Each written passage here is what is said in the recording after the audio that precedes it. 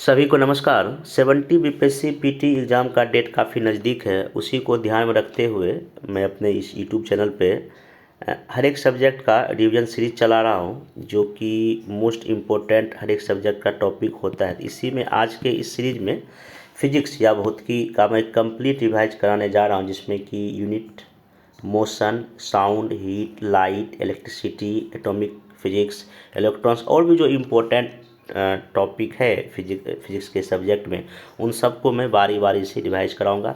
इसमें जो भी सोर्स आपका यूज किया गया है, आपका जो एनसीईआरटी क्लास 6 से लेके जो 12 तक का मोटा मोटी मान के चलिए, बाकी जो जनरल साइंस जो लुसेंट का आता है वहाँ से भी कुछ कंटेंट को लिया गया जो कि एग्ज़ाम में पूछा जाता है। तो आप इस लेक्चर को आराम से स्पीड बढ़ा के देख लीजिए।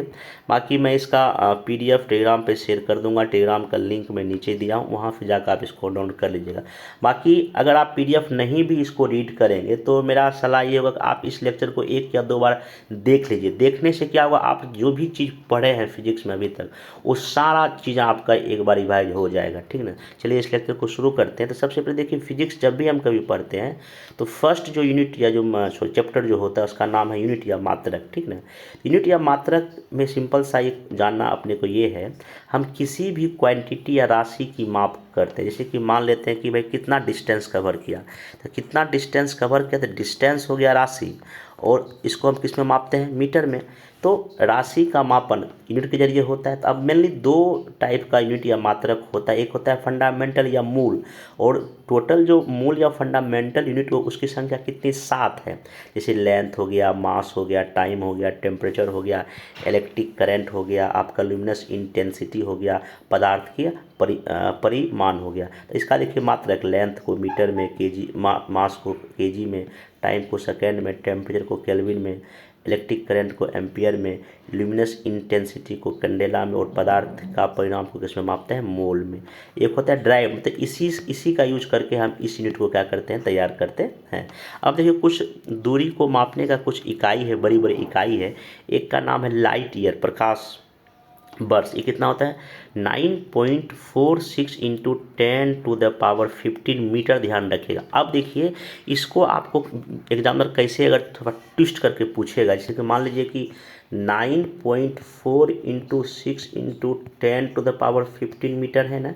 अब इसी को, इस डेसिमल को हटा देगा तो यहाँ पे आपको पता है, हटाएगा तो यहाँ पे नीचे 100 आएगा। तो अब जब इसको सॉल्व करेंगे तो क्या होगा, 946 इंटू 10⁻, कितना आ जाएगा, 13 मीटर आ जाएगा। क्योंकि ये जब इसका 100 का, चूँकि ये पावर 2 होगा तो ये ऊपर जाएगा तो आपका माइनस होगा।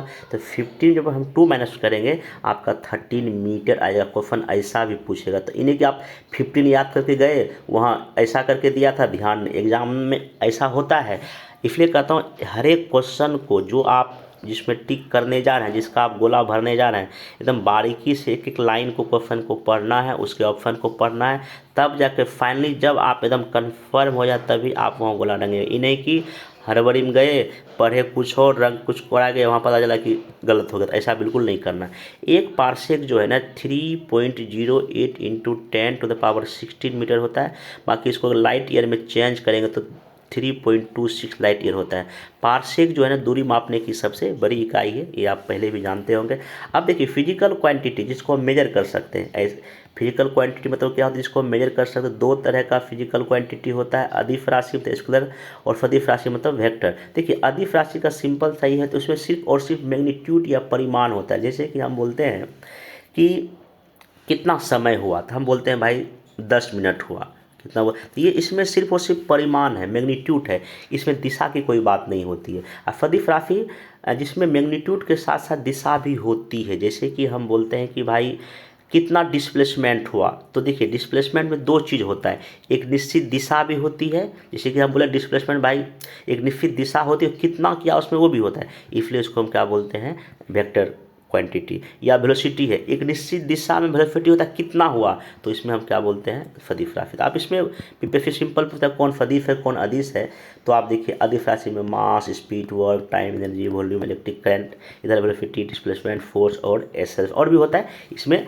तो चीज़ें अगर वहाँ आपको कॉन्सेप्ट क्लियर है उसको आप वहाँ पे बता सकते हैं। तो अब यहाँ पे कुछ इम्पोर्टेंट डेराइव यूनिट है जैसे कि डेंसिटी मतलब घनत्व, मास पर यूनिट को बोलते हैं, मास पर यूनिट वॉल्यूम को बोलते हैं, केजी पर मीटर क्यूब, ध्यान रखिएगा। बाकी स्पीड का मतलब क्या होता है, distance travel per unit time, velocity displacement per unit time, ये सब इसका SI मात्रा मीटर पर सेकंड होता है। त्वरण का क्या होता है, चेंज इन वेलोसिटी, जब वेलोसिटी में चेंज होता है तब उसमें क्या प्राप्त होता है, एक्सेलरेशन। फोर्स मतलब क्या होता है, मास इंटू एक्सेलरेशन, इसको न्यूटन SI मात्रक, ठीक ना। Momentum mass into velocity, KG into metre per second. आवेग इम्पल्स मतलब फोर्स इंटू टाइम इंटरवल, इसको न्यूटन इंटू सेकंड बोलते हैं। बाकी प्रेशर को हम बोलते हैं फोर्स पर एरिया, ध्यान रखिएगा, फोर्स पर एरिया पास्कल, ठीक ना। बाकी कार्य ऊर्जा को जूल में, बाकी पावर को वॉट में, इसको जूल पर सेकंड भी बोलते हैं। दूसरे भाषा को फिर ऐसा भी घुमा के पूछा जा सकता है। बाकी और जैसे कि एंगल को रेडियन में, फ्रीक्वेंसी आवेग को आवृत्ति फॉर हर्च में, जड़त आघूर्ण को केजी इंटू मीटर स्क्वायर में, सरफेस टेंसर को न्यूटन पर मीटर में, प्रतिरोध को ओम में, प्रेरक को हेनरी में। ये सब से एक बार आप वीडियो पॉज करके देख लीजिए, मतलब कि सिंपल इसमें SI यूनिट क्या क्या है। अब नेक्स्ट चलते हैं, कुछ कुछ जो है ना पावर है जो 10 पे होता है, जैसे कि 10 पावर 1 को डेका, 2 को हेक्टो, 3 को किलो, 6 को मेगा, 9 को गीगा, 12 को टेरा, 15 को पेटा, 18 को एक्सा बोलते हैं। बाकी अगर माइनस होगा तो यहाँ डेसी, सेंटी, मिली, माइक्रो, नैनो, हाँ नैनो याद रखिएगा। 0 पर जब -9 पावर, सॉरी 10 पर जब पावर -9 होता है उसको हम क्या बोलते हैं, नैनो। फिर पिको में -12 होता है, फेप्टो में -15 होता है, और एक्टो में माइनस कितना होता है, 18। तो ये कभी कभी हो सकता है, फैक्चुअल अगर जाएगा एग्जामिनर तो यहाँ से भी कभी कभी पूछने का चांस रहता है। अब खासकर जैसे कि मेगा है पावर 6 है, गीगा 9 है। चलिए अब आते हैं मोशन के चैप्टर में, इसमें जो इम्पोर्टेंट है, जिसमें सबसे पहला होता है दूरी, डिस्टेंस। देखिए कोई ऑब्जेक्ट द्वारा टाइम इंटरवल में तय किया गया टोटल लेंथ या टोटल लंबाई को हम क्या बोलते हैं, डिस्टेंस। ये एक अदिश राशि है, स्केलर क्वांटिटी है, ऑलवेज पॉजिटिव होता है। आप कभी ये नहीं सुने होंगे कि वो आदमी -5 मीटर चला, आप ऐसा कभी नहीं सुने होंगे। हमेशा डिस्टेंस कहाँ होता है, पॉजिटिव में ही होता है। डिस्टेंस हमेशा किस में होगा, पॉजिटिव में। ये बात ध्यान रखिएगा, कभी स्टेटमेंट में आपको फन पूछेगा तो यहाँ आपको पूछ सकता है। अगला कॉन्सेप्ट है डिस्प्लेसमेंट, मतलब कि minimum distance between initial and final point. दो कोई बिंदु है, एक बिंदु ये है, एक बिंदु ये है, इसके बीच में एक रास्ता ये भी है, एक रास्ता ये भी है, एक रास्ता ये भी है, तो मिनिमम क्या है, मिनिमम ये बड़ा पाथ है, ठीक ना। एक ऐसा वेक्टर क्वांटिटी है, सदिश राशि है, ये पॉजिटिव भी हो सकता है, नेगेटिव भी हो सकता है, और जीरो। कैसे, मैं थोड़ा सा इसमें बेसिक बताने की कोशिश कर। मान लीजिए कि ए पॉइंट ये है और यहाँ बी पॉइंट है, फिर ऐसा मैं कुछ लेता हूँ, यहाँ पे 0 है ये, फिर यहाँ पे 5 है, मीटर है, ठीक ना। तो यहाँ से ए से बी गए, और एक फिर इधर इस साइड भी सी कोई पॉइंट है। कोई व्यक्ति ए से गया बी, तो उसको हम कितना डिस्प्लेस किया, उसको हम बोले 5 मीटर वो डिस्प्लेस हुआ, ठीक ना। तो ये तो पॉजिटिव में हो गया। फिर यहाँ से यहाँ गया, फिर यहीं आ गया, तो इनिशियल और फाइनल के बीच की दूरी तो 0 है, तो 0 हो गया डिफरेंस। आपको यहाँ से यहाँ गया, फिर इधर आया माइनस में, तो माइनस हो गया। तो कहने का मतलब ये हुआ कि जो आपका डिस्प्लेसमेंट है पॉजिटिव भी हो सकता है, नेगेटिव भी हो सकता है, और यहाँ पे क्या होता है, 0 भी हो सकता है। ये आप ध्यान में रखिएगा, यूपीएससी इस तरह का क्वेश्चन पूछ चुका है। स्पीड मतलब क्या, distance travel by object unit time में, स्केलर क्वांटिटी है, और ये क्या होता है, मीटर पर सेकेंड। चलिए चाल में स्पीड में दिशा फिक्स नहीं होती है। अब आते हैं यहाँ पे आपका वेलोसिटी में। वेलोसिटी जो है, वेग जो है, distance travel by object unit time with fix direction. अंतर यही है, वेलोसिटी में एक निश्चित दिशा होती है, निश्चित दिशा में प्रति सेकंड वस्तु द्वारा तय की गई दूरी को हम क्या बोलते हैं, वेलोसिटी। ये वेक्टर क्वांटिटी है, ये इसका मात्रक मीटर पर सेकंड होता है। ये पॉजिटिव हो सकता है, निगेटिव हो सकता है, और ये क्या हो सकता है, आपका 0 हो सकता है। एवरेज वेलोसिटी क्या होता है, जब आप v1 + v2/2 करेगा तो आपका एवरेज वेलोसिटी निकल जाएगा, मतलब कि अगर 2 चाल है तो उसमें 2 से भाग कर दीजिए। अगला है एक्सेलरेशन या त्वरण। इसमें सिंपल है, ये जब चेंज इन किस में होता है, वेलोसिटी वेग में परिवर्तन। ये एक वेक्टर क्वांटिटी है, यूनिट इसका होता है मीटर पर सेकंड स्क्वायर। यदि एक्सेलरेशन निगेटिव हो, अगर एक्सेलरेशन निगेटिव हो, उसको हम बोलते हैं रिटार्डेशन, मतलब कि डी एक्सेलरेशन भी, या उसको मंदन भी कहा जाता है। ये क्वेश्चन ये एक बार किसी एग्जाम में पूछ चुका है। अब देखिए गति के कुछ समीकरण होता है, यूपीएससी कभी कभी ना इस तरह के न्यूमेरिकल बेस भी क्वेश्चन पूछता है। अगर आप इलेक्ट्रिसिटी का अगर क्वेश्चन देखिएगा तो उसमें कभी कभी ना रेसिस्टेंस निकालने के लिए पूछ देता है वो, क्योंकि वो फार्मूला बेस्ड क्वेश्चन होता है। तो अगर आप कभी ऐसा अगर जो मान लीजिए कि ये आपका इनिशियल वेलोसिटी है, ये आपका फाइनल वेलोसिटी है, ये आपका एक्सेलरेशन है और ये आपका टाइम है। अगर कोई सा भी का मान, यू का मान, ए का मान दे दे तो कोई एक क्वाड्रेटिक निकालने पूछ सकता है, क्योंकि एनसीईआरटी में अगर क्लास 9 का एनसीईआरटी आप पढ़ेंगे चैप्टर नंबर 8 या 9 में मोशन जहाँ चैप्टर है वहाँ इन तीनों इक्वेशन को दिखाया गया है। तो इसलिए हम इसको मैं आपको बताने की कोशिश कर रहा हूँ। तो यहाँ पे एस बराबर you into T plus 1/2 A T square हो गया। फिर एक और होता है वी स्क्वायर बराबर यू स्क्वायर प्लस 2as। अब जैसा उसमें वैल्यू दिया रहता है वैसा इक्वेशन को हम वैल्यू पुट करके आंसर वहाँ से निकालने क्या करते हैं, कोशिश करते हैं। याद रखें, अगर एग्जाम में आएगा तो आप इसको वहाँ पे हैंडल कर सकते हैं। प्रोजेक्टाइल मोशन मतलब कि प्रक्षेप गति, जब ऑब्जेक्ट क्षैतिज हॉरिजॉन्टल से एंगल बनाते हुए वर्टिकल तल में जब भेजा जाए, इस पाथ को क्या बोलते हैं, परवलयाकार होता है। ठीक, एग्जाम्पल से धनुष से छूटा बाण, ठीक ना, ऐसे जाकर जाता है। तोप से छूटा गोला, तोप ऐसे होता है ना, तो ऐसे जाएगा, तो इसको हम क्या क्या बोलते हैं, प्रोजेक्टाइल मोशन गति बोलते हैं। ठीक ना। अगर एंगल 45 बनाकर फेंका जाए तो वो क्या दूरी करेगा, मैक्सिमम दूरी तय करता है। ठीक ना। एक सर्कुलर मोशन क्या होता है, वेग की दिशा प्रत्येक पॉइंट पर बदलती है। जैसे कि ये अगर आपका सर्कुलर पाथ है, अभी दिशा कभी ऐसे हो जाएगा, फिर ऐसे हो जाएगा, फिर ऐसे ये कथन बना के अगर क्वेश्चन पूछेगा तो आप वहाँ पे फंसिएगा नहीं। ये सब कॉन्सेप्ट क्लियर करके जाइए। अब न्यूटन का जो 3 लॉ उसको देख लेते हैं। अपने बुक प्रिंसिपिया में 1687 में इन्होंने ऐसा बुक में लिखा था। ठीक ना। फर्स्ट लॉ, सभी ऑब्जेक्ट अपनी इनिशियल पोजीशन को ही बनाए रखना चाहती है जब तक कोई उस पर एक्सटर्नल फोर्स ना लगा पड़े। यहीं से लॉ ऑफ इनर्शिया भी आता है, जरूरत का नियम भी आता है। इससे हमको बल की परिभाषा मिलती है फर्स्ट लॉ ऑफ न्यूटन से। ठीक ना। एग्जाम्पल जैसे कि बस या ट्रेन के अचानक चलने पर यात्री का पीछे झुकना, ठीक ना, रुकने पर जब रुकती है तो आगे हम झुक जाते हैं। कंबल से धूल का निकलना, ये सब कहीं ना कहीं इसी जरूरत के नियम के आधार पे आपका ये होता है। सेकेंड लॉ क्या कहता है, संवेग में परिवर्तन के लिए चेंज इन मोमेंटम, वस्तु पर लगे बल के क्या होता है, समानुपाती, मतलब यहाँ फोर्स इंटू एम इंटू ए। ये फार्मूला यहाँ से सेकेंड लॉ से जो है ना बल का जो हमको क्या निकलता है, फार्मूला प्राप्त होता है। थर्ड लॉ का था प्रत्येक एक्शन के इक्वल परंतु अपोजिट डायरेक्शन में क्या होती है, प्रतिक्रिया होती है। जैसे रॉकेट जब छूटता है तो रॉकेट इस तरह से है, इसमें ईंधन होता है, ईंधन नीचे और ये रॉकेट कहाँ जाता है, ऊपर की ओर। बंदूक से गोली के वक्त हमको पीछे धक्का लगता है, कहीं ना कहीं थर्ड लॉ ऑफ मोशन का जो एग्जाम्पल है। इम्पल्स सिंपल सा क्या होता है, जब कोई बल किसी ऑब्जेक्ट पर बहुत ही कम समय के लिए कार्य करता है उसको हम इम्पल्स बोलते हैं। ठीक ना। ये वेक्टर क्वांटिटी है, जैसे कि बल्ले द्वारा गेंद पर प्रहार करना, हथौड़े से क्या ठोकना, कील ठोकना, ये कहीं ना कहीं इम्पल्स का जो ना आपका एग्जाम्पल है। अब देखिए कुछ फोर्स के टाइप को हम लोग पढ़ लेते हैं। देखिए फोर्स, यह एक एक्सटर्नल फोर्स है, फैक्टर है, जो किसी वस्तु की इनिशियल पोजीशन में चेंज लाता है। ठीक ना। तो इसमें सबसे पहला है ग्रेविटेशनल फोर्स या गुरुत्वाकर्षण बल। ब्रह्मांड में प्रत्येक ऑब्जेक्ट किसी अदर ऑब्जेक्ट को केवल अपने द्रव्यमान मास के कारण ही जो है ना क्या करती है, अट्रैक्ट करती है। एक ऑब्जेक्ट यहाँ है, एक ऑब्जेक्ट यहाँ है, डिस्टेंस मान लीजिए 1 मीटर, इसका मास 1 केजी, इसका भी मास 1 केजी है। तो यहाँ फोर्स जो ग्रेविटेशनल फोर्स का जो वैल्यू हो जाता है, आप सिंपल ये ध्यान रखिए, ये फार्मूला अगर कभी नॉमेरिकल पूछ दे इन द केस, हालांकि अभी तक पूछा नहीं है, अगर पूछेगा तो ये आपको फार्मूला यहाँ याद रखेंगे। और ये जो कैपिटल जी का मान होता है ये भी और पूछ चुका है, 6.67 इंटू 10⁻⁹ मीटर स्क्वायर पर केजी स्क्वायर। ठीक ना। इस जी को यूनिवर्सल ग्रेविटेशनल कांस्टेंट कहा जाता है, इसका वैल्यू पूछ चुका है बीपीएससी। अब देखिए ध्यान रखिएगा, जैसे कि देखिए कई तरह का फोर्स होता है, जैसे गुरुत्वाकर्षण फोर्स है, इसका रेंज जो है इन्फिनाइट होता है, अनंत होता है। इसका जिसका रेंज ज़्यादा होगा उसका पावर भी कम होगा, इसलिए हमको गुरुत्वाकर्षण बल उतना फील नहीं होता। लेकिन नाभिकीय जो फोर्स है उसका रेंज कम होता है, उसका पावर जो है बहुत ही क्या होता है, ज़्यादा। ये अगर पूछेगा कथन बना के,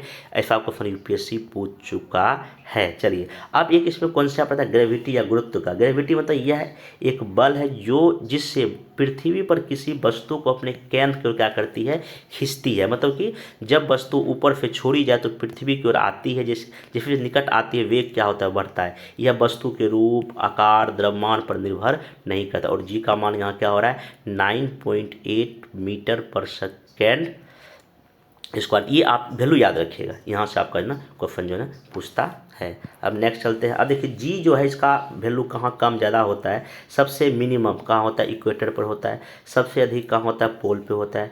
पृथ्वी के घूर्णन मतलब गति बढ़ने पर जी का मान कम हो जाएगा, पृथ्वी के रोटेशन गति घटने पर जी का मान क्या होता है, अधिक। ये दोनों पूछता है कहाँ कम कहाँ ज़्यादा होता है, इसको ध्यान में रखिएगा। अब जो weight of body in a lift, जब हम लिफ्ट में चढ़ते हैं तो देखिए क्या, जब ऊपर हम जब जाते हैं तो भार हमको बढ़ता हुआ प्रतीत होता है, जब नीचे आते हैं हमको भार कम फील होता है। जब एक्सेलरेशन जब उस लिफ्ट का एक समान हो तो हमारे भार में कोई चेंज नहीं होता है। अगर डोरी टूट जाए तो भार क्या हो जाता है, जीरो फील होता है। ये weight of a body in a किसी लिफ्ट में ऐसा होता है। अब इसमें आते हैं नेक्स्ट फ्रिक्शनल फोर्स या घर्षण बल।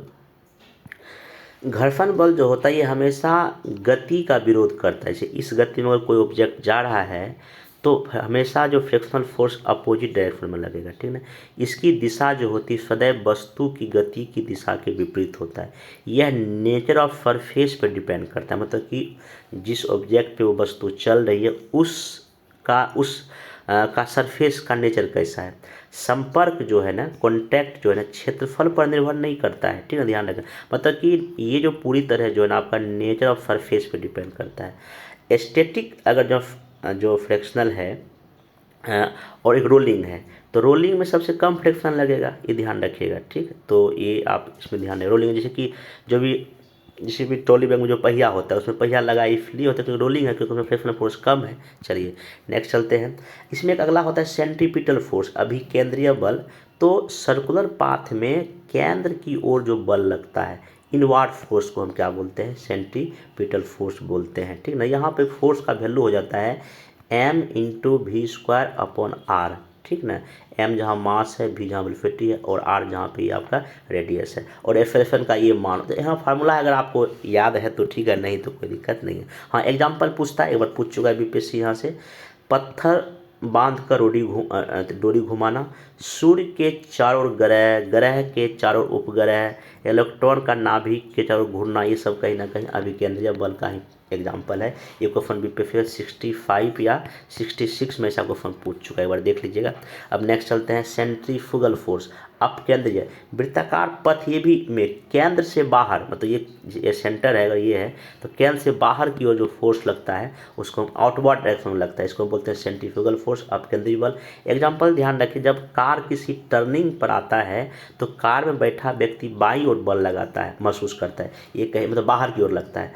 तो इस फोर्स का यूज करके कुछ यंत्र या मशीन बनता है, जैसे कि क्रीम निकालने वाली मशीन, ड्राई क्लीनर, इसी कॉन्सेप्ट पे काम करता है, ठीक। चलिए, टॉर्क या बल आघूर्ण, ये क्या होता है, rotation of object along with fix axis. जैसे हम लोग का जो घर में जो गेट या किवाड़ होता है तो वो एक फिक्स एक्सिस होता है, उस हाथ पकड़ के हाथ से हम उसको घुमाते हैं। तो बल द्वारा एक पिंड को अक्ष के पड़ते मतलब कि घुमाना।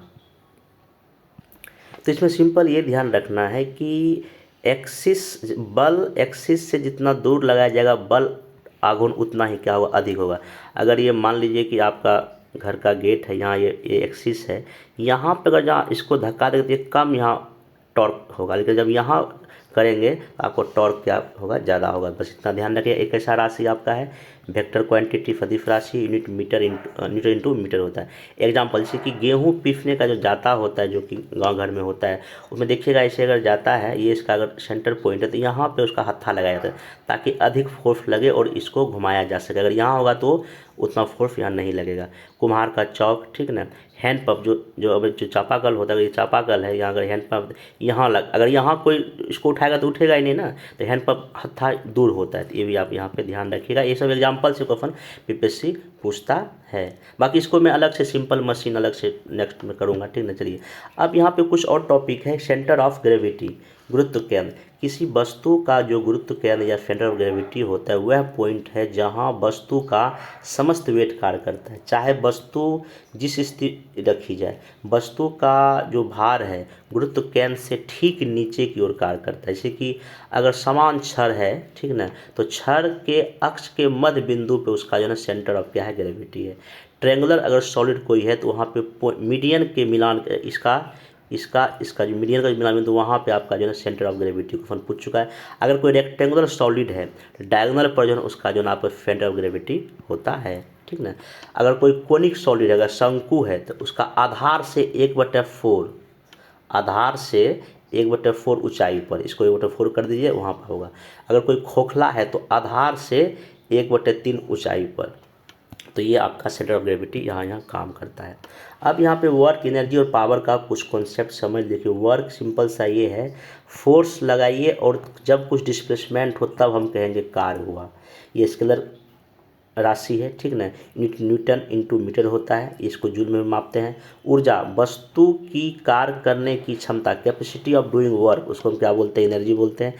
ए स्क्वायर क्वांटिटी है, मात्र एक जूल होता है। टाइप्स ऑफ एनर्जी, ये इंपॉर्टेंट चीज़ें हैं। देखिए काइनेटिक एनर्जी सिंपल सा मतलब है कि मोशन के कारण जो एनर्जी, अगर कोई नदी है, नदी का पानी उसमें बह रहा है, तो अगर नदी का पानी बह रहा है तो अगर उसमें हम नाव रखेंगे तो ऑब्वियसली नाव भी आगे बढ़ेगा। तो मोशन के कारण जो उसमें एनर्जी है, तो kinetic energy 1/2 mv²। Potential energy, अवस्था में परिवर्तन के कारण जो उसमें क्या होता है, पोटेंशियल एनर्जी। तो इसमें इसका होता है m/g/h। जैसे कि डैम में पानी जाम है, घड़ी में जो चाबी होता है वो कहीं ना कहीं स्थिर ऊर्जा का एग्जाम्पल है। अब देखिए काइनेटिक एनर्जी क्वेश्चन क्या पूछता है, जैसे कि इसका आप फॉर्मूला याद रखिएगा 1/2 mv²। तो अगर इसमें कहीं कोई पूछता है कि अगर वेलोसिटी 2 गुना कर दिया जाए तो काइनेटिक एनर्जी पर क्या प्रभाव पड़ेगा, तो मैं इसको सिंपल बताता हूँ। मान लीजिए अभी मास 1 kg है मान लेते हैं, और वेलोसिटी जो है ना 1 मीटर पर सेकेंड है, तो इसका वैल्यू कितना हो जाएगा, 1/2 मास का वैल्यू 1 है और वेलोसिटी का वैल्यू कितना है, 1 है, तो इसका स्क्वायर करेंगे तो ये हो जाएगा 1/2, काइनेटिक एनर्जी का 1/2 हो जाएगा, ठीक ना। अगर वेलोसिटी 2 गुना कर देंगे, मतलब अभी 1 लिए थे, इसको 2 कर दीजिए, आप इसमें वैल्यू पुट कीजिए 1/2, मास तो वही है 1 है, और वेलोसिटी कितना कर दिया, अब 2 कर दिया, इसका 2 का क्या कीजिएगा, स्क्वायर कीजिएगा, यहाँ पे 1/2 हो जाएगा, 1 हो जाएगा। अब 2 मतलब यहाँ 4 हो जाएगा, तो इसको कैलकुलेट कीजिए, यहाँ कितना हो जाएगा, 2 हो जाएगा। तो पहले 1/2 था, पहले ऊपर कितना था, 2 था, अब काइनेटिक कितना हो गया, 2 हो गया। अब कितना हो गया यहाँ पे, तो कितना गुना बढ़ गया, तो आपका जो है ना 4 गुना बढ़ गया। देखिए पहले 1/2 था, पहले 1/2 था, अब कितना हो गया, 2 हो गया। 1/2 में कितना गुना कीजिएगा, तो गुना कीजिए 4 से, तब ना 2 आएगा, तो 4 गुना बढ़ जाता है। तो ये आप वेलोसिटी 2 गुना करने पर काइनेटिक 4 गुना बढ़ता है, ये आप पूछ चुका है। अब नेक्स्ट चलते हैं, law of conservation of energy. इसमें सिंपल होता है, एनर्जी ऑलवेज कांस्टेंट होता है, ऊर्जा का ना निर्माण ना ही नष्ट किया जाता है, एक रूप से दूसरे रूप में परिवर्तनशील होता है। जैसे कि मान लीजिए कि ये नदी का पानी बह रहा है, ठीक ना, तो अभी इसमें कौन सा एनर्जी है, काइनेटिक एनर्जी है, ठीक ना। अगर यहाँ बगल में कहीं डैम या बांध बना लेंगे तो इस पानी को यहाँ स्टोर कर लिए, तो अब पानी स्टोर किए तो इसमें होगी आप कौन सा एनर्जी, पोटेंशियल एनर्जी। अब यहीं पे टरबाइन चला के इस पानी का यूज करके आप जो है ना टरबाइन चला के इलेक्ट्रिक एनर्जी बना सकते हैं। फिर इलेक्ट्रिक एनर्जी का यूज करके हम पंखा चला लेते हैं तो उसमें मैकेनिकल एनर्जी कन्वर्ट हो जाता है। तो कहने मतलब ये है कि एनर्जी का एक रूप से दूसरे रूप में क्या होता है, चेंज होता है। एग्जाम्पल जैसे डायनेमो है, मैकेनिकल एनर्जी को कहाँ चेंज करता है, इलेक्ट्रिक एनर्जी में। इलेक्ट्रिक मोटर क्या करता है, इलेक्ट्रिक एनर्जी को मैकेनिकल में चेंज करता है। इलेक्ट्रिक सेल को क्या करता है, केमिकल सेल इलेक्ट्रिक में चेंज करता है। लाउड स्पीकर क्या करता है, इलेक्ट्रिक एनर्जी को साउंड में चेंज करता है। ये सब ऊर्जा का एक दूसरे से रूपांतरण है। आप यहाँ भी क्वेश्चन बीपीएससी पूछता है। Power, rate of doing work, कार्य करने की दर को पावर बोलते हैं। पावर वाट अपॉन टाइम, तो ये मात्रक ध्यान रखिएगा, वाट यूनिट में। मशीनों की शक्ति को हॉर्स पावर में व्यक्त करते हैं, 1 हॉर्स पावर 746 वाट होता है, ये भी आप इसमें ध्यान में रखेंगे। अब नेक्स्ट कॉन्सेप्ट में दाब या प्रेशर है। तो pressure is the force applied perpendicular to the surface of angle an object per unit area, मतलब कि प्रेशर बराबर फोर्स अपॉन क्या होता है, एरिया। अब यहाँ देखिए कॉन्सेप्ट समझिए, ये फोर्स है और ये एरिया है, तो ये प्रेशर है।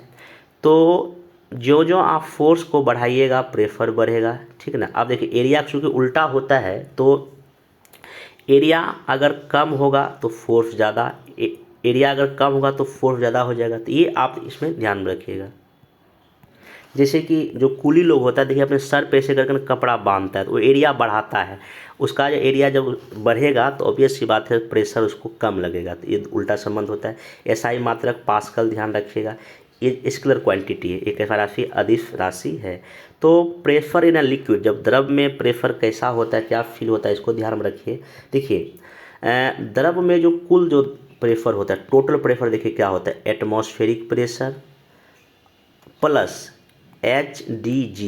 जैसे ये लिक्विड है, ठीक है, पानी का कोई बाल्टी है, ठीक है ना, तो उस पानी की हाइट कितनी है, ठीक ना, उसका डेंसिटी और उसका उसमें पार्टिकल का एक्सेलरेशन, यहाँ जी का मान हो गया। ये टोटल द्रव में कुल दाब का वैल्यू ये होता है। और आपका जो एटमॉस्फेरिक प्रेशर जो ऊपर की ओर लग रहा है, यहाँ एच मतलब हाइट है, डी मतलब डेंसिटी है, और जी वही एक्सेलरेशन ऑफ ग्रेविटी है। तो ये आप ध्यान रखिएगा, ये बेसिक कॉन्सेप्ट है, ठीक ना।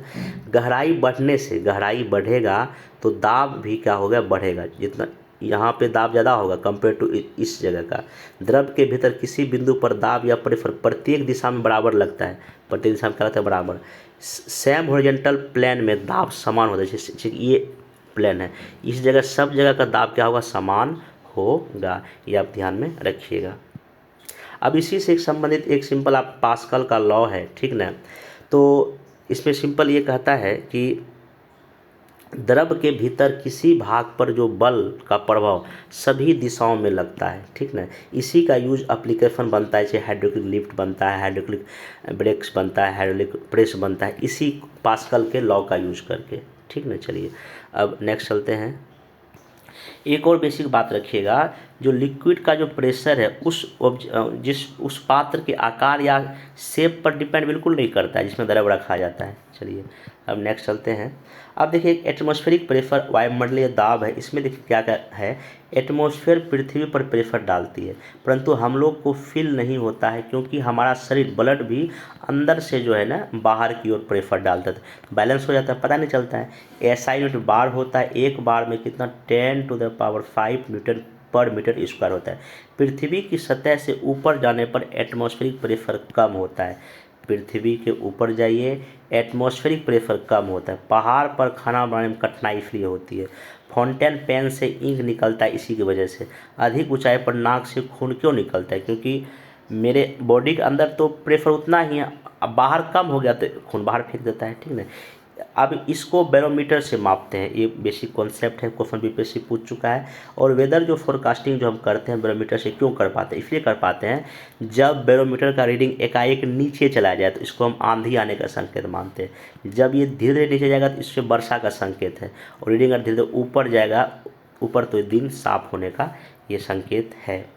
आर्कमिज का प्रिंसिपल देखिए क्या कहता है, यहाँ से क्वेश्चन BPSC पूछता है कि जब हम किसी वस्तु किसी लिक्विड में जब गिराते हैं तो हमको ऊपर की ओर एक फोर्स लगता है। इसमें ही मैंने इसका कॉन्सेप्ट है, जैसे कि तो एक इसमें है कि लोहे की कील पानी में डूब जाती है, लोहा का जो कील है पानी में, लेकिन जबकि जहाज नहीं, जब बड़ा जहाज नहीं, क्योंकि जहाज की बनावट के कारण हटाए गए पानी का जो भार है जहाज के भार से जो अधिक होता है। हटाया जो पानी, जो कि ये पूरा पानी है, ठीक ना, और ये आपका क्या है, जहाज है। तो जैसे अगर ये मान लीजिए कि कोई वाटर सरफेस है और यहाँ पे कोई जहाज है, ठीक ना, जितना ये पानी है ना, तो ये पानी का भार ज़्यादा है, ठीक ना। हटाए गए पानी का भार जो है ना जहाज के भार से अधिक है, इसलिए जो है ये तैर रहा है। बाकी कील का ऐसा नहीं होता है, तो इसलिए कील जो है ना लोहे का कील इसमें डूब जाता है। नेक्स्ट कॉन्सेप्ट है डेंसिटी। डेंसिटी जैसा मैं पहले बताया कि मास पर आपका यूनिट होता है SI मात्रक, ये ध्यान रखिएगा। ये क्वेश्चन पेपर से पूछ चुका है, डेंसिटी मतलब क्या, मास पर वॉल्यूम। तो आप देखिए डेंसिटी में एक होता है रिलेटिव डेंसिटी, आपेक्षिक घनत्व, ठीक ना। आपेक्षिक घनत्व का मतलब सिंपल ही होता है density of matter upon density of water at 0 degree Celsius. इसका कोई SI मात्रक नहीं होता, क्योंकि कट जाता है। इसको हाइड्रोमीटर से मापते हैं, क्वेश्चन पूछ चुका है। डेंसिटी ऑफ समुद्र के पानी का, डेंसिटी ऑफ नॉर्मल पानी, समुद्र के पानी डेंसिटी ज़्यादा होगा, इसलिए समुद्र में तैरना क्या थोड़ा सा हम लोग को आसान होता है। अब एक इसमें कौन सा होता है, सरफेस टेंशन। देखिए सरफेस टेंशन सिंपल सा ये है कि द्रव के पृष्ठ में कम से कम क्षेत्रफल प्राप्त करने की प्रवृत्ति होता है, ताकि सरफेस हमेशा तनाव में रहे। मतलब कि एक प्रॉपर्टी है लिक्विड का जिसमें टेंडेंसी ये रहता है कि कम से कम क्षेत्रफल प्राप्त करने का, इसको हम क्या बोलते हैं, सरफेस टेंशन। इसका सरफेस टेंशन आपका क्या होता है, आपका फोर्स अपॉन वही सरफेस का लेंथ, ठीक ना। SI मात्रक न्यूटन पर मीटर। अब एग्जांपल जैसे इसमें देखिए क्वेश्चन यहाँ से एग्जांपल से मैंने पूछता है, जैसे कि निडल या पतली सुई पानी में तैरती है सरफेस टेंशन के कारण ही, ठीक ना। अगर साबुन का बुलबुला जो बनता है सरफेस टेंशन के कारण ही बनता है। अगर जल में मिट्टी का तेल डालने पर सरफेस टेंशन कम हो जाता है, इसलिए उसमें जो भी कीड़े मकोड़े डूब के क्या हो जाते हैं, मर जाते हैं। जो गर्म सूप होता है वो टेस्टी लगता है, क्योंकि हाई टेम्परेचर पर जो है इसका सरफेस टेंशन काफ़ी क्या हो जाता है, कम हो जाता है, इसलिए हमको पूरे जीभ में जब सूप फैलता है हमको स्वादिष्ट लगता है। या जल का बूंद बनना, ये भी कहीं ना कहीं सरफेस टेंशन का ही एग्जाम्पल इस क्वेश्चन पूछता है। अब एक होता है कोहेसिव या संसंजक बल, एक ही पदार्थों के मॉलिक्यूल्स के मध्य लगने वाले एट्रैक्टिव फोर्स को, ठीक ना। ठोस में इसका मान सबसे ज़्यादा होता है और गैस में सबसे, एक ही पदार्थ के अणु के मध्य जो लगता है, जैसे सॉलिड में चूंकि एक ही पदार्थ है इसमें कोहेसिव फोर्स ज़्यादा है। एडहेसिव फोर्स में तो क्या होता है, दो अलग अलग अणुओं के बीच लगने वाले बल को, इसके कारण ही जल किसी वस्तु को भिगा पाता है। जैसे कि अगर हम जल में अगर कपड़ा भिगाते हैं, क्योंकि दोनों अलग अलग नेचर का है, इसमें एडहेसिव फोर्स लगता है। चलिए, एक होता है कैपिलैरिटी, कोशिकत्व। अब इसमें क्या होता है कि केस नली में लिक्विड के ऊपर चढ़ने या नीचे उतरने की घटना को कहते हैं हम लोग कोशिकत्व या कैपिलैरिटी। तो इसमें एग्जांपल कैसे कि ब्लोटिंग पेपर इंक सोख लेता है, या लालटेन या लैंप में तेल चढ़ना, ये सब इसी का एग्जांपल है। प्लांट में वाटर एंड मिनरल्स का ऊपर चढ़ना, ये सब एग्जांपल इसी का। जैसे वर्षा के बाद किसान मिट्टी की जुताई कर देते हैं ताकि कैपिलरी टूट जाए और नमी क्या रहे, बचा रहे। ये सब एग्जांपल है, इसको ध्यान में आप रखेंगे। नेक्स्ट चलते हैं। एक फिजिक्स में कॉन्सेप्ट है इलास्टिसिटी, इसको हिंदी में हम लोग बोलते हैं प्रत्यास्था। मतलब जब वस्तु में कोई एक्सटर्नल हम फोर्स लगाते हैं तो उसकी लंबाई, उसका आयतन, उसका शेप में चेंज होता है, तथा जब बल फिर हटा लेते हैं फिर वो अपने स्थिति में आ जाते हैं। जैसे रबर को हम खींचते हैं तो इस बाह्य बल को हम विरूपक या डिफॉर्मिंग फोर्स कहते हैं, और एवं वस्तु के इस गुण को इलास्टिसिटी कहते हैं। जैसे इसमें स्ट्रेन को बीपीएससी, स्ट्रेन का क्या मात्रक होता है, विकृति का क्या मात्रक। विकृति मतलब ये होता है जो कि चेंज इन लेंथ हुआ है और जो ओरिजिनल लेंथ है, क्योंकि दोनों लेंथ है तो मीटर अपॉन मीटर तो कट जाएगा ना, इसलिए इसका कोई भी ऐसा मात्रक होता ही नहीं। बीपीएससी क्वेश्चन पूछ चुका है। एक होता है इसमें प्रतिबल या स्ट्रेस, प्रति एकांक क्षेत्रफल पर लगने वाले बल को हम इसमें बोलते हैं। अब यहाँ देखिए, एक तो आपका स्ट्रेन है और एक स्ट्रेस है। तो स्ट्रेन मतलब क्या कि change in A length upon original जो लेंथ होता है, और ये एक तरह का फोर्स है। एक हुक्स लॉ है, उन्होंने कहा है इसमें कि अंडर द इलास्टिक लिमिट में रहते हुए स्ट्रेस जो है ना प्रोपोर्शनल किसके होता है, स्ट्रेन का होता है। ये ध्यान रखिएगा। और इसको अगर आप फार्मूला में लाइएगा तो स्ट्रेस अपॉन स्ट्रेन बराबर क्या होता है, ई, और ये कांस्टेंट है, और ई जो है आपका इलास्टिक कांस्टेंट है। इसका मान अलग अलग पदार्थों का अलग अलग होता है, ऐसा ही मात्रक जो है ना इसका पास्कल ही होता है। नेक्स्ट चलते हैं। अब नेक्स्ट इसका टॉपिक है वेव या तरंग। तो वेव के द्वारा सिंपल सा क्या होता है, एनर्जी का एक प्लेस से दूसरे प्लेस तक क्या होता है, ट्रांसफ़र, ठीक ना। अब इसका टाइप्स की हम बात करते हैं तो एक होता है मैकेनिकल या आंतरिक वेव, ये ट्रेवल्स करता है ओनली मीडियम में, सॉलिड होगा, लिक्विड होगा या गैस होगा। नॉन मैकेनिकल वेव या इलेक्ट्रोमैग्नेटिक वेव जो होता है, no need to medium for travel, इसको चलने के लिए किसी माध्यम की आवश्यकता नहीं होता, ये निर्वात या वैक्यूम पे भी चल सकता है, ठीक ना। ये ध्यान रखिएगा। जैसे प्रकाश तरंग है, ठीक ना। चलिए, अब जो मैकेनिकल वेव को भी मेनली दो भाग में बांटा जाता है, एक होता है लॉन्गिट्यूडनल या अनुदैर्ध्य तरंग, एक होता है ट्रांसवर्स या अनुप्रस्थ तरंग।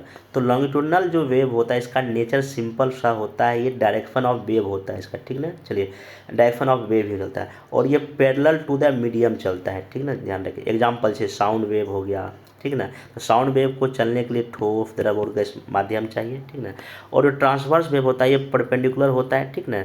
ये ठोस और द्रव में उत्पन्न होता है, और एक ध्यान रखिए वो भी द्रव के ये ऊपर उत्पन्न होता है। लॉन्गिट्यूडनल वेव को फिर से समझ लीजिए, डायरेक्शन ऑफ जो वेव होता है पैरेलल टू द मीडियम होगा, यहाँ होता है परपेंडिकुलर। बस इतना ध्यान रखिए। क्वेश्चन कोई भी नेचर पूछ देता है कि इसका क्या नेचर होता है।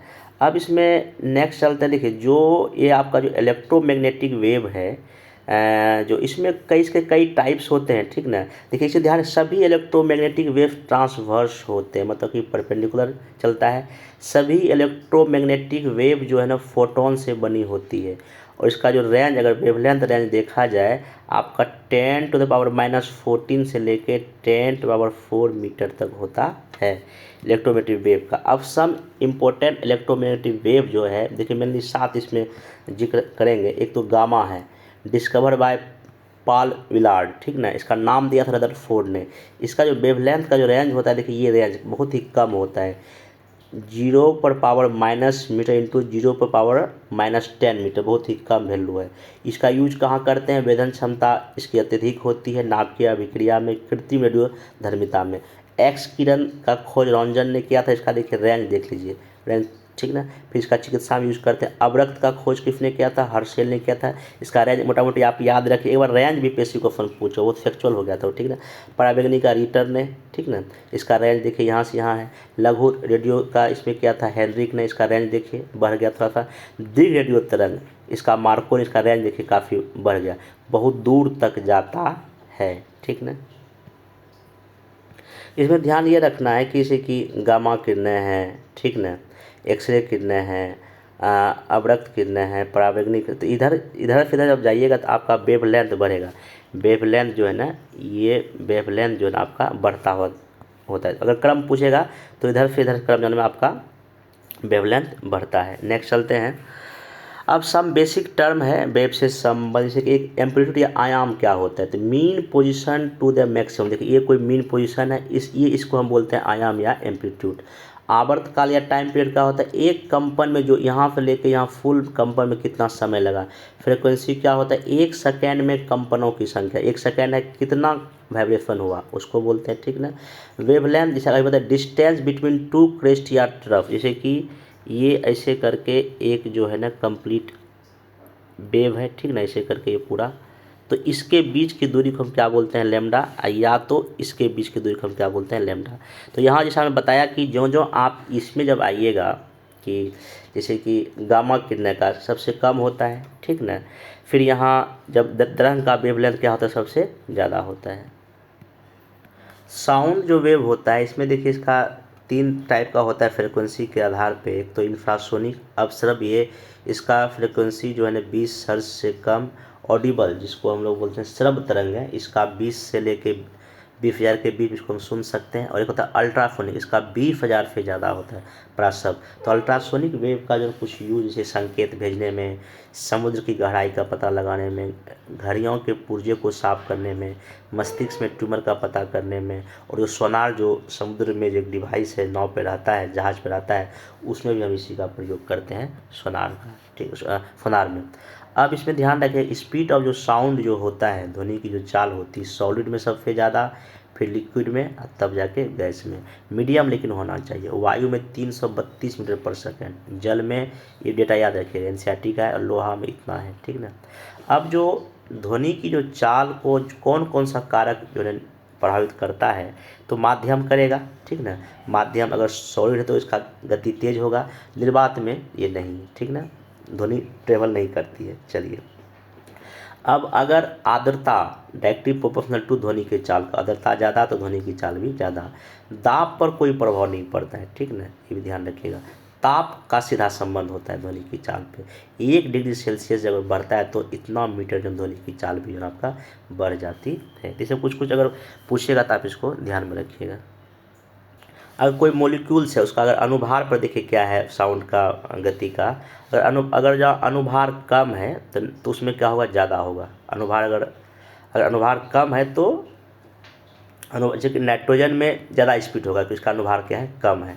तो जब ध्वनि एक माध्यम से दूसरे माध्यम में जाती है तो ध्वनि की चाल ध्यान रखिएगा और तरंगदैर्घ्य बदल जाती है, उसका फ्रिक्वेंसी नहीं बदलता है। ये कई बार क्वेश्चन पूछ चुका है। अब जो साउंड का कुछ गुण होता है, जैसे कि एक होता है इंटेंसिटी, तीव्रता ठीक ना, तो इसका जो यूनिट होता है डेसिबल ठीक ना। तो 95 डेसिबल से अधिक का अगर जो तीव्रता है तो मनुष्य उसको नहीं सुन सकता है ठीक ना, इतना ध्यान है। तीव्रता इसका डायरेक्टली संबंध आयाम या एम्पलीट्यूड के साथ होता है। अगर आयाम ज़्यादा है तो तीव्रता भी क्या है? काफ़ी ज़्यादा है। चलिए अधिक साउंड तेज है तो आयाम ज़्यादा है, अगर साउंड कम है तो उसका आयाम क्या है? कम है। ये डायरेक्टली संबंध इसका होता है। नेक्स्ट चलते हैं पिच से। पिच जो है डिपेंड करता है आपका फ्रीक्वेंसी आवर्त पे। सिंपल ध्यान रखिए, फ्रीक्वेंसी अगर ज़्यादा है तो ध्वनि पतली या मधुर है, फ्रीक्वेंसी अगर कम है तो आवाज़ कैसी है, मोटी है। एक होता है क्वालिटी या गुणता, समान प्रबलता और समान तारत्व की ध्वनियों में अंतर प्रतीत देता है, मतलब कि इंटेंसिटी और पिच में अंतर कौन बताता है, क्वालिटी या गुणता। एक होता है इको, इसको बोलते हैं प्रतिध्वनि, ध्वनि का परावर्तन किसी पहाड़ या टावर से टकराकर। इको को सुनने के लिए सरफेस और रिफ्लेक्ट सरफेस के बीच जो है ना 16.6 मीटर की दूरी होनी चाहिए। अब एक है विवर्तन, डिफ्रेक्शन, मतलब कि इसमें ध्वनि का मुड़ना, ध्वनि दिन की अपेक्षा रात में अधिक दूरी तक सुनाई पड़ती है, ठीक है, ये ध्यान रखिए इसी कारण। चलिए, एक होता है व्यतिकरण, इसको बोलते हैं इंटरफेरेंस, जब समान फ्रीक्वेंसी या एम्पलीट्यूड की दो ध्वनि तरंगें एक साथ किसी पॉइंट पर आकर मिलती है तो उस बिंदु पर ध्वनि का जो है पुनः वितरण हो जाता है, इसको हम क्या बोलते हैं, व्यतिकरण। ध्वनि का जो विवर्तन या जो आपका डिफ्रेक्शन होता है, इसमें जैसे कि अगर ध्वनि देखिएगा जो आपका दरवाजे या खिड़की से मुड़कर हमारे कानों तक जो आती है, मतलब ध्वनि का मुड़ना कहीं ना कहीं डिफ्रेक्शन ऑफ साउंड है या ध्वनि का विवर्तन है। इसको एक बार क्वेश्चन पूछ चुका है, ध्यान में रखिएगा। बाकी इंटरफेरेंस हो ही गया। अब इसमें एक है डॉपलर प्रभाव, डॉपलर्स इफेक्ट। देखिए, इसमें सिंपल कॉन्सेप्ट ये है, अगर श्रोता है, ठीक ना, और कोई सोर्स है, मतलब कोई सुनने वाला है और कहीं से साउंड का सोर्स आ रहा है, तो श्रोता या सोर्स की गति के कारण जो है ना किसी वेव की जो फ्रिक्वेंसी जो है ना आपका बदलती हुई प्रतीत होती है। इसका सिंपल एग्जांपल ध्यान दीजिएगा, जैसे कि सिंपल से जब भी कभी रेलगाड़ी का इंजन सीटी बजाते हुए अगर पैसेंजर के नज़दीक आता है तो ध्वनि बहुत तीखी हो जाती है, मतलब अधिक आवृत्ति सुनाई पड़ती है। तो बस इसका इसी में कॉन्सेप्ट यूज होता है। बाकी एक मैक संख्या होता है, पिंड की चाल मतलब ऑब्जेक्ट की चाल अपन ध्वनि की चाल। तो यदि मैक की संख्या 1 से अधिक होगा तो सुपरसोनिक वेव होता है, यदि मैक की संख्या 5 से अधिक तो वह हाइपरसोनिक हो जाता है।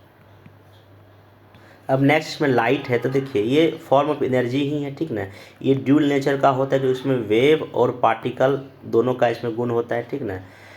इसका स्पीड की अगर हम बात करते हैं, निर्वात में ज़्यादा, फिर गैस में, फिर द्रव में, फिर सॉलिड में, ठीक ना। चलिए, तो निर्वात में इसका स्पीड 3 × 10⁸ मीटर पर सेकेंड होता है। प्रकाश का परावर्तन या रिफ्लेक्शन ऑफ लाइट सिंपल है, किसी सरफेस से टकरा कर लौटना, इसी के कारण जो है ना कोई वस्तु हमको क्या पड़ती है, दिखाई पड़ती है। अब इसमें कुछ टाइप्स ऑफ मिरर भी पढ़ना इस चैप्टर में, तो इसे एक होता है प्लेन मिरर। तो प्लेन मिरर का देखिए क्या प्रॉपर्टी होता है, इमेज दर्पण के उतना ही पीछे जितना ऑब्जेक्ट आगे रहे। अगर ये प्लेन मिरर है, जितना आप ऑब्जेक्ट आगे है तो इमेज उतना ही पीछे बनता है, दोनों बराबर।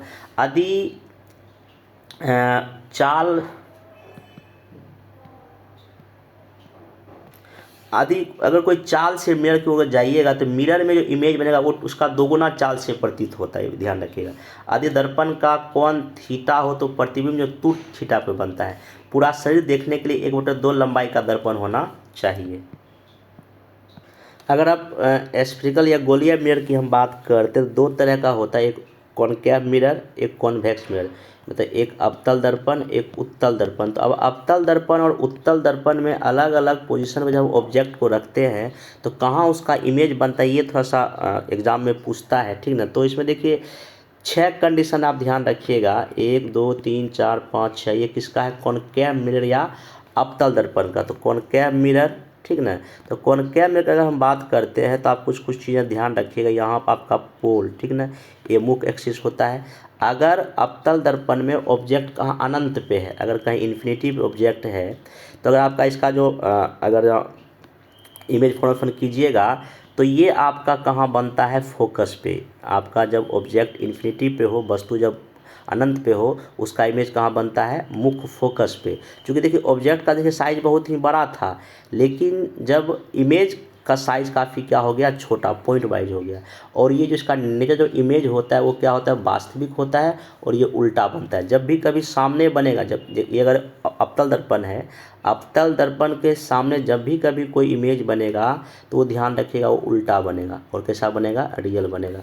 अगर ये सी के पीछे, अगर ये चूँकि यहाँ पे फोकस होगा, यहाँ अगर वक्रता केंद्र होगा, अगर ऑब्जेक्ट यहाँ रखिएगा तो इस बार जो इमेज बनेगा वो एफ और सी के बीच में, इसके और इसके बीच में बनेगा, और थोड़ा सा साइज बड़ा होगा, ठीक ना।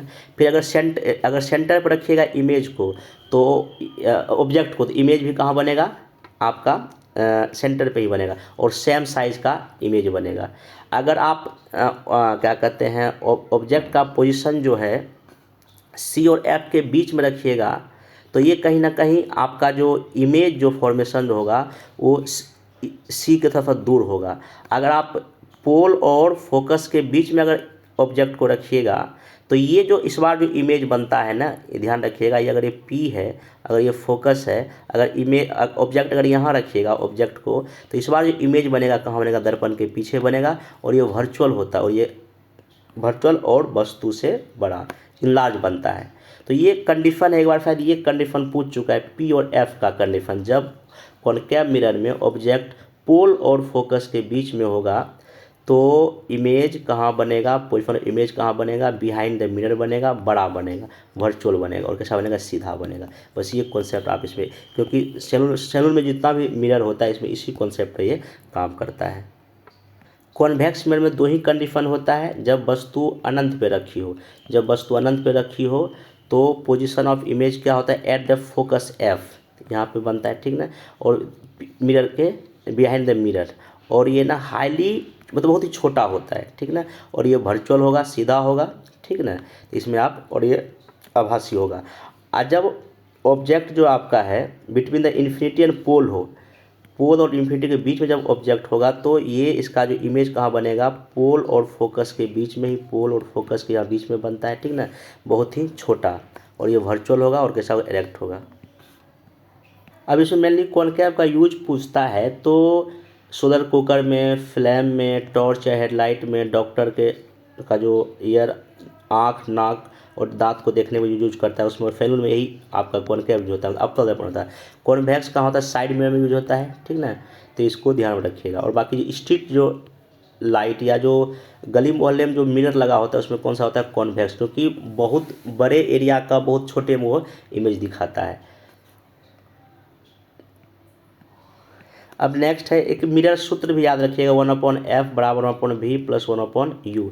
ये अगर कभी पूछ दे फार्मूला बेस्ड क्वेश्चन तो, जहाँ f आपका वस्तु का जो है ना आपका फोकस दूरी है, फिर दर्पण का फोकस दूरी है, जो ये v आपका है प्रतिबिंब की दर्पण से दूरी है, और u जो है वस्तु की दर्पण से, जैसे हमारा ये दर्पण है, ठीक ना, अवतल दर्पण है, और यहाँ पे आपका इस जगह कोई ऑब्जेक्ट रखा है ए बी, तो ऑब्जेक्ट की दूरी को u से, इमेज अगर मान लीजिए यहाँ बना है तो इमेज का दूरी v, और आपका दर्पण का फोकस क्या f कहलाता है। अब इसमें नेक्स्ट टॉपिक है रिफ्लेक्शन ऑफ लाइट, प्रकाश का अपवर्तन। प्रकाश का अपवर्तन का मतलब सिंपल होता है पार कर जाना, ठीक ना, जब लाइट एक मीडियम से दूसरे मीडियम में जाती है तो मुड़ती है, ठीक ना। तो इसमें सिंपल ध्यान रखना है, इसमें बेसिक कॉन्सेप्ट ये है, जब विडल मतलब मान लीजिए कि हवा है, एक मीडियम हवा है, दूसरा यहाँ पे पानी है, ठीक ना, तो हवा थोड़ा सा विडल हो गया और पानी सघन हो गया। तो जब हवा से, ठीक ना, जब पानी में जब लाइट प्रवेश करेगा तो ये अभिलंब के नज़दीक मुड़ जाती है। अगर यहाँ कोई मीडियम नहीं होता तो ये ऐसे चला जाता लाइट, लेकिन चूंकि यहाँ मीडियम चेंज हुआ है इसलिए ये जो है ना अभिलंब के नज़दीक आ रहा है, ठीक ना। जब ये सघन से विरल में जाता है तो ये अभिलंब से दूर भागता है, बस इतना ध्यान रखिएगा। अपवर्तन घटना कहाँ कहाँ होती है, जैसे गैस में तारे का टिमटिमाना, सूर्योदय और सूर्यास्त के बाद भी सूर्य दिखाई देना। लिक्विड में कहाँ होता है, पानी में सिक्का उठा दिखना या छड़ का तिरछा दिखना, ये सब कहीं ना कहीं अपवर्तन की घटना है, क्वेश्चन कई बार पूछ चुका है। अब इसमें एक नेक्स्ट है वन विक्षेपण या डिस्पर्सन। यह खोज न्यूटन ने किया था, 7 रंगों के स्पेक्ट्रम है, ठीक ना। तो इसमें सिंपल ये है, जब श्वेत प्रकाश जब एक स्पेक्ट्रम पर गुजारिएगा तो 7 रंगों में बट जाती है। इसमें ध्यान ये रखना है, जो वायलेट का वेवलेंथ सबसे कम होता है इसलिए इसका डिस्पर्सन सबसे ज़्यादा होता है, ये चीज़ ध्यान रखिएगा, ठीक। अब इसे एग्जांपल जैसे इंद्रधनुष, rainbow, reflection, total internal reflection और रिफ्रैक्शन, तीनों घटनाएं होती तब जाके आपका क्या होता है, इंद्रधनुष की घटनाएं होती है। इसमें भी दो तरह का, एक तो प्राइमरी रेनबो, एक सेकेंडरी। तो इसमें 2 बार अपवर्तन होता है, 1 बार परावर्तन होता है। लाल रंग बाहर होता है और बैगनी अंदर होता है जब प्राइमरी रेनबो होता है। सेकेंडरी में 2 बार अपवर्तन, 2 बार परावर्तन, बाहर बैगनी और अंदर कौन सा होता है, लाल रंग होता है। प्रकाश का परिकीर्ण में यह है कि प्रकाश जो है ना डस्ट पार्टिकल के कारण सभी दिशाओं में फैलता है। जैसे आकाश का रंग नीला दिखाई देना, सूर्यास्त या सूर्योदय के समय सूर्य का लाल होना, समुद्र का पानी नीला दिखाई पड़ना, ये प्रकाश के परिकीर्ण के कारण ही होता है। नेक्स्ट इसमें इलेक्ट्रिसिटी है, तो इसमें सिंपल ध्यान रखना, इलेक्ट्रिक करंट क्या है, फ्लो ऑफ चार्ज। किसी वायर में जो चार्ज फ्लो होता है वही आपका इलेक्ट्रिक करंट है, SI मात्रक एम्पियर होता है, ये वेक्टर क्वांटिटी है, ठीक ना। तो करंट बराबर क्या होता है, कूलम्ब पर टाइम, इसको एमीटर से मापते हैं, ठीक ना। अब नेक्स्ट चलते हैं हम लोग क्या कहते हैं, वोल्टेज। एक प्रकार का प्रेफर है जो कि चार्ज को फ्लो कराता है, इसको वोल्टेज बोलते हैं। अब देखिए रेसिस्टेंस या प्रतिरोध क्या होता है, प्रभावित होने वाले चार्ज का ही विरोध करता है, ऐसा मतलब ओम होता है, ठीक ना। अब एक क्वेश्चन ये पूछा था कि रेसिस्टेंस किसी भी वायर में किन किन बात पर निर्भर करता है। देखिए रेसिस्टेंस उतना ही ज़्यादा होगा जितना, अगर वायर का लेंथ ज़्यादा है, वायर का लेंथ ज़्यादा है, अगर इसमें इलेक्ट्रॉन फ्लो होगा, जितना ज़्यादा लंबा तार है उसमें रेसिस्टेंस उतना ही ज़्यादा होगा। अगर आप उसका एरिया बढ़ा दीजिएगा तो उसमें रेसिस्टेंस कम है। सिंपल समझिए, अगर रोड इतनी चौड़ी है, अगर रोड इतना चौड़ा है तो इसमें कम ट्रैफिक लगेगा। सिंपल सा ध्यान रखना है, जितना एरिया बढ़ाइएगा उस वायर का उसमें उतना रेसिस्टेंस कम होगा। ये दो बातें ध्यान रखिएगा, यहाँ से क्वेश्चन आपका पूछा है। इसमें एक बार क्वेश्चन कई बार पूछ चुका, जो रेसिस्टेंस होता है उसका जो कॉम्बिनेशन जो होता है, एक तो फ्रिज में होता है, मतलब कि फ्रिज में जुड़ा हुआ है, एक होता है पैरेलल में। तो क्वेश्चन पूछता है जब सीरीज में होगा तो सब रेसिस्टेंस को जोड़ दीजिए, मान निकल जाएगा। लेकिन जब पैरेलल में हो तो उसका फार्मूला 1/R बराबर, अगर टोटल रेसिस्टेंस निकालना 1/R 1/R1, जितना भी रेसिस्टेंस लगा उसमें इसको ये फार्मूला याद रखिएगा। जैसे मान अगर R1 का मान यहाँ दिया, यहाँ दिया, यहाँ दिया, तो आप ये R निकाल सकते हैं। ये क्वेश्चन बीपीएससी एक बार पूछ चुका है। फ्रिज का नहीं पूछता है, फ्रिज में तो खैर सबका जोड़ दीजिए निकल जाए, लेकिन पैरेलल का पूछता है, एक दिया था। तो नॉमिकल इसका फार्मूला आप याद रखेंगे तो इसमें चीज़ें हो जाएगा। अब एक जो है ना heating effect of electric current है, जब किसी वायर से करंट फ्लो होता है तो वो हीट होता है। तो जो इसमें सिंपल जो है, ये जो हीट जो होता है इसका फार्मूला होता है I² × R × T। उसमें करंट, रेसिस्टेंस और कितना टाइम, ये तीन चीज़ पर डिपेंड करता है। इसमें हीट में एक चीज़ ध्यान रखिएगा, जैसे कि आपका ये फार्मूला याद रखिएगा, जैसे कि अगर जहाँ सेल्सियस से अगर फैरेनहाइट में चेंज करने का तो आपको ये फार्मूला, तो ये फार्मूला आप प्लीज़ याद रखिएगा। कोई एक वैल्यू दिया रहता है तो दूसरा, अगर इस दोनों में अगर बोलेगा निकालने के लिए तो आप इसका यूज़ कर लीजिएगा। तो ये पूरा याद कर लीजिएगा। इसमें इसे और ध्यान रखना, 0 डिग्री सेल्सियस बराबर ही होता है 273 केल्विन, 273 केल्विन। किसी वस्तु का ताप -273.15 डिग्री सेल्सियस से कम नहीं हो सकता, इसी को हम बोलते हैं एब्सोल्यूट जीरो या परम शून्य। देखिए ट्रांसफ़र ऑफ हीट में तीन प्रकार का ट्रांसफ़र ऑफ हीट हो सकता है। एक कंडेंसन मतलब चालन, संवहन और विकिरण। सिंपल ध्यान रखना है, जो कंडेंसन में जो है, चालन में जो है, इसमें मीडियम होता है, मोलिकुल्स अपना पोजीशन चेंज नहीं करता है, दैट इज काइनेटिक एनर्जी के द्वारा हीट ट्रांसफर होता है। ये किस में होता है, सॉलिड में होता है, जैसे कि लोहा जो गर्म होता है इसके द्वारा होता है। एक होता है संवहन, ठीक है, कन्वेक्शन। तो मोलिकुल्स का इसमें ट्रांसफ़र होता है। गैस और लिक्विड में हीट ट्रांसफ़र इसी माध्यम से, और वायुमंडल जो गर्म होता है, जो नीचे से ऊपर की जो ताप जाता है, इसी वजह से होता है। रेडिएशन सबसे तेज विधि है ये हीट ऑफ ट्रांसफ़र का, इसमें माध्यम का आवश्यकता नहीं होती है, तरंगों के माध्यम से ये क्या होता है, गर्म होता है। थर्मोडायनेमिक्स का दो नियम है, फर्स्ट एंड सेकेंड, इसमें कभी पूछता है। देखिए फर्स्ट जो लॉ है ये ऊर्जा संरक्षण पर आधारित है, मतलब जैसे कि थीटा बराबर ΔU + W, मतलब ये है कि थीटा यहाँ दी गई कुल ऊष्मा है, ठीक ना। अब बाकी जो ΔU है ये सोखी गई ऊष्मा है, और जब W कार्य करता है, इसी के मान एग्जाम्पल जो बुलेट जो मोटरसाइकिल पहले गर्म होता है, ठीक ना, फिर वो ऊर्जा सोखता है तब जाके वो कार्य करता है, वो टोटल ऊर्जा के बराबर ही होता है। सेकंड लॉ कहता है कि हीट का फ्लो गर्म से हमेशा जो है ना ठंडी वस्तु की ओर होता है। बाकी जो थर्मामीटर जो होता है, जो हीट मापने का, देखिए इसमें तीन प्रकार का, लिक्विड में पारा और एल्कोहल यूज होता है, गैस वाले में हाइड्रोजन, नाइट्रोजन और हीलियम, और सॉलिड में क्या यूज करते हैं, प्लेटिनम और पायरोमीटर। ये पूछता है कभी कि किस थर्मामीटर में क्या क्या चीज़ हम यूज करते हैं। बाकी एक लेटेंट हीट होता है, इसमें ताप वृद्धि नहीं होता है, किंतु इसमें स्टेट में परिवर्तन होता है। ये मतलब अवस्था में क्या हो जाता है, परिवर्तन। जैसे कि उबलते जल की अपेक्षा भाप से जलने पर अधिक कष्ट होता है, क्योंकि भाप में लेटेंट हीट आपका जो है ना ज़्यादा होता है। कुछ रेडियो एक्टिव का कॉन्सेप्ट देख लीजिए। परमाणु के नाभिक, कोई अगर परमाणु का नाभिक, उसमें स्वतः ही अल्फा, बीटा, गामा किरणें का उत्सर्जन होता है। इसकी खोज हेनरी बेकरल, पी और एम क्यू ने किया था। जैसे कि इसमें कुछ कुछ जैसे जो कण जैसे अल्फ़ा है, बीटा, गामा है, तो जैसे इसका ओरिजिन है नाभिक से तीनों का होता है। अब इसमें कुछ कुछ पूछता है, जैसे अल्फ़ा का जो नेचर पॉजिटिव होता है, बीटा का नेगेटिव होता है और गामा क्या होता है, न्यूट्रल होता है। ठीक, इसका जो स्पीड या जो भेदन क्षमता होती है अल्फ़ा का कम, इसका औसत और इसका सबसे ज़्यादा गामा का। ठीक ना, बाकी चार्ज का वैल्यू अगर याद रखना रख लीजिए। ठीक ना, तो ये कभी कभी पूछ देता है। इसमें एक ध्यान रखिएगा कि जैसे कि अगर किसी भी रेडियो एक्टिव एलिमेंट से अगर अल्फ़ा कण निकलेगा, जैसे कि यूरेनियम है 235 है और 92 है, तो जो उसका जो परमाणु जो भार होता है, देखिए उसमें कितना कमी हो रहा है, 4 का कमी होगा और संख्या में कितना वृद्धि होगा, 2 का वृद्धि। एक बार पूछा था, बस आप इसको ध्यान में रखिएगा। अब नेक्स्ट सिंपल हार्मोनिक जो मोशन होता है, जो ऑसिलेशन होता है, उसमें देखिए क्या होता है। जैसे कि मान लेते हैं कि एक ऑसिलेशन या दोलन हम किसको कहेंगे, ये मान लीजिए मीन पोजीशन है, मीन पोजीशन से राइट, ठीक ना, फिर राइट से कहाँ आएंगे, मीन, फिर मीन से कहाँ जाएंगे, लेफ्ट, फिर लेफ्ट से कहाँ आएंगे, मीन। तो मतलब कि कुल 4 एम्पलीट्यूड एक दोलन में होता है। तो ये क्वेश्चन पूछ चुका है, कितना एम्पलीट्यूड, कितना आयाम होता है, 4 बार होता है, तब जाके आपका एक दोलन कंप्लीट होता है। तो एक ऑसिलेशन करने में लगा समय, उसको हम बोलते हैं टाइम पीरियड। ये आप ध्यान में रखिएगा।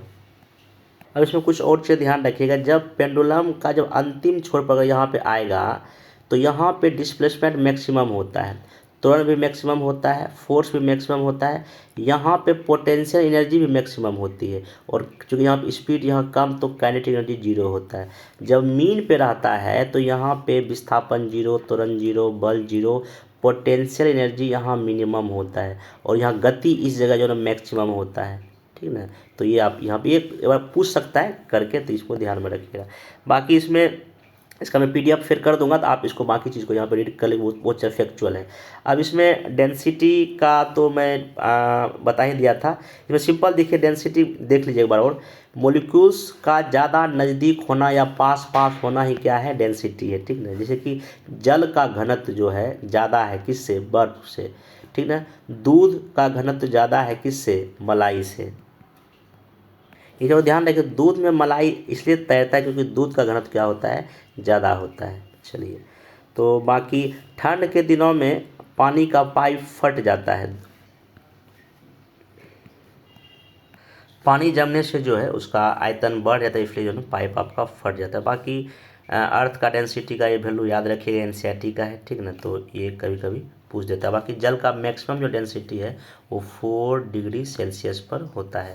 तो बाकी मैं इसका पूरा कंप्लीट पीडीएफ टेलीग्राम पे शेयर कर देता हूँ। कुछ कुछ मैं इसमें जो चीज़ें फैक्चुअल था एक बार देख लीजिएगा, ठीक ना, पढ़ लीजिएगा। बाकी मैक्सिमम जो चीज़ें था मैं एक बार रिवाइज करा दिया। बाकी नेक्स्ट जो लेक्चर होगा उसमें केमिस्ट्री का कंप्लीट, और फिर नेक्स्ट में बायोलॉजी, ऐसे करके साइंस हो जाएगा। बाकी ज्योग्राफी बचेगा, तो वो भी मैं 5 तक पहले सारा मैं लेक्चर आपको प्रोवाइड करा दूंगा। तो मिलते हैं नेक्स्ट वीडियो में। Thank you.